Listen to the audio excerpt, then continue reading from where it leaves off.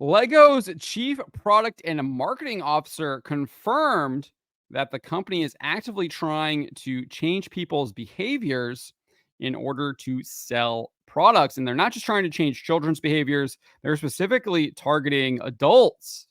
Before we get into this, I'd like to ask you please hit that subscribe button, hit that bell for notifications so you don't miss any of our future videos here at the Trent Report. This is over at thatparkplace.com. Lego Chief Product and Marketing Officer Julia Goldin recently admitted that the company is actively working to change people's behaviors in order to sell their products.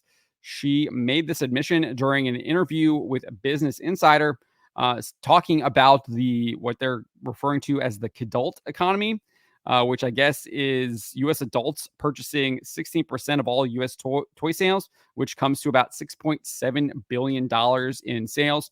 And she revealed the company is not just trying to take advantage of the trend, but they actually created it or worked to create it. She says, "We are noticing a shift, but we are also driving it.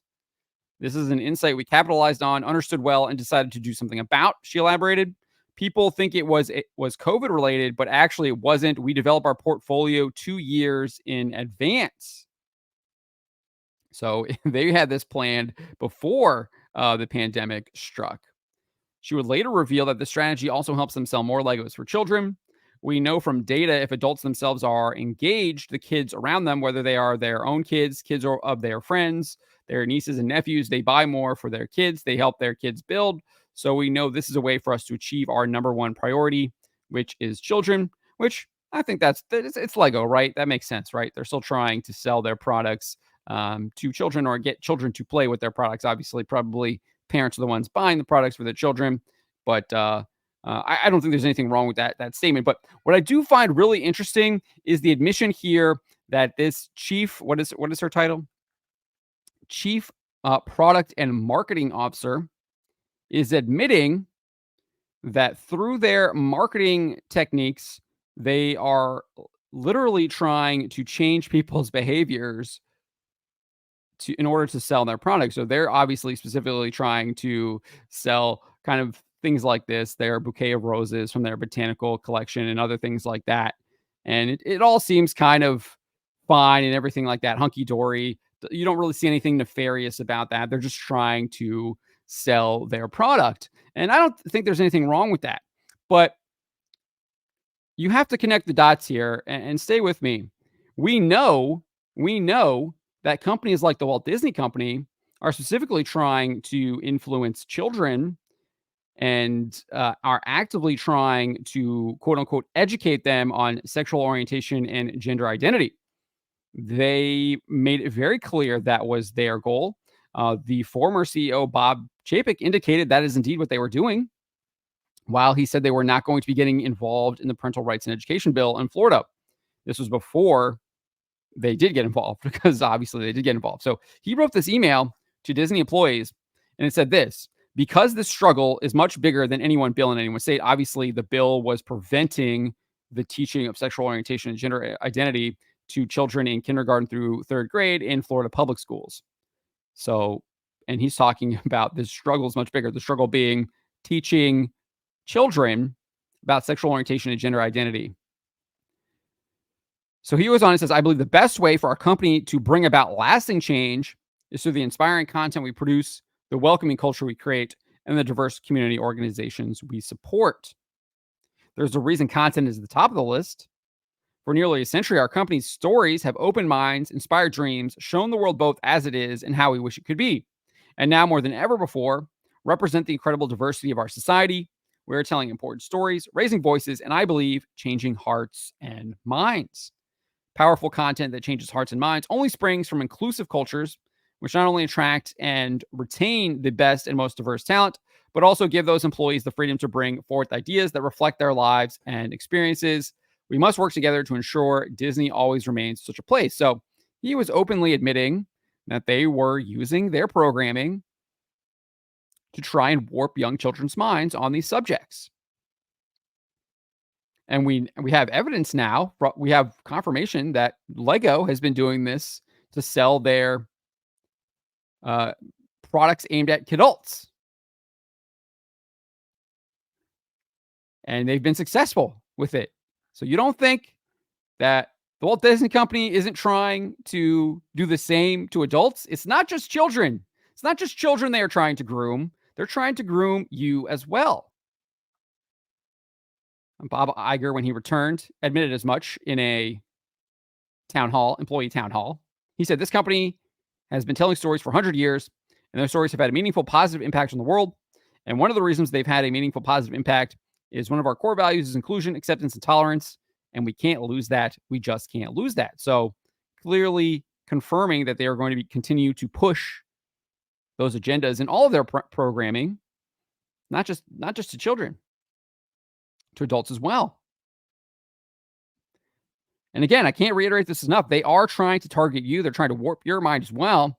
That's why you have to protect your mind. You got to protect what you're watching, because what you're watching, what you're consuming, what you're reading, it does shape who you are.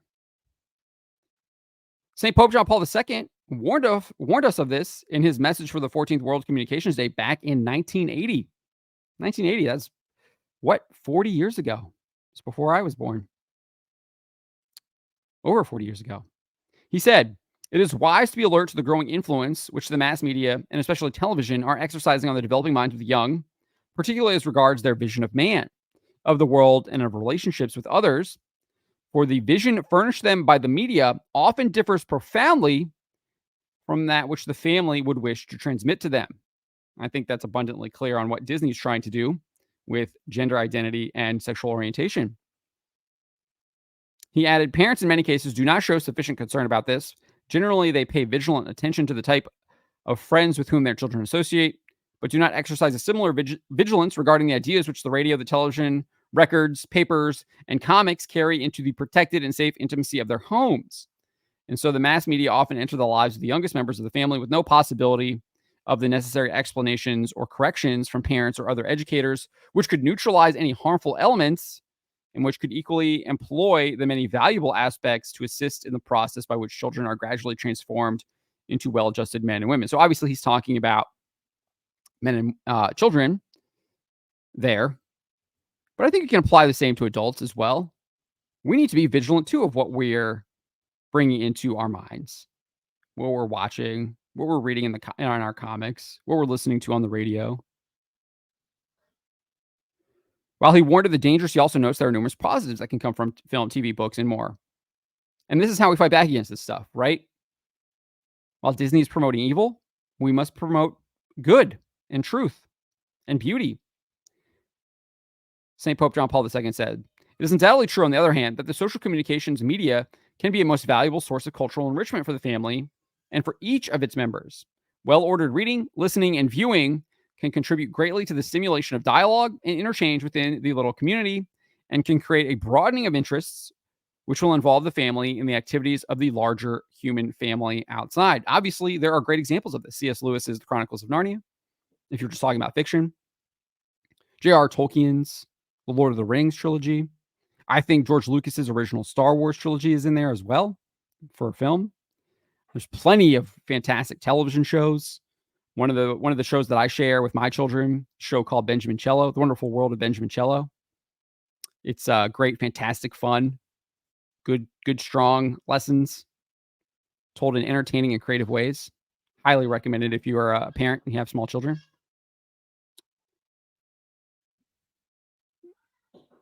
Pope John Paul II, or St. Pope John Paul II, also said this in his letter to artists in 1999. He says, "Artists have a noble ministry when their works reflect in some way the infinite beauty of God and raise people's minds to Him."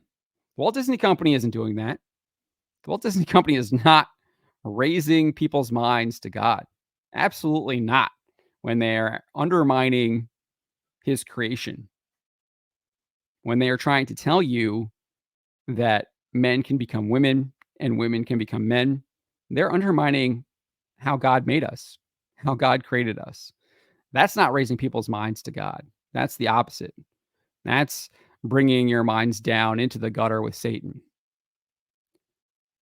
And so clearly they have abandoned this noble ministry that they are tasked with.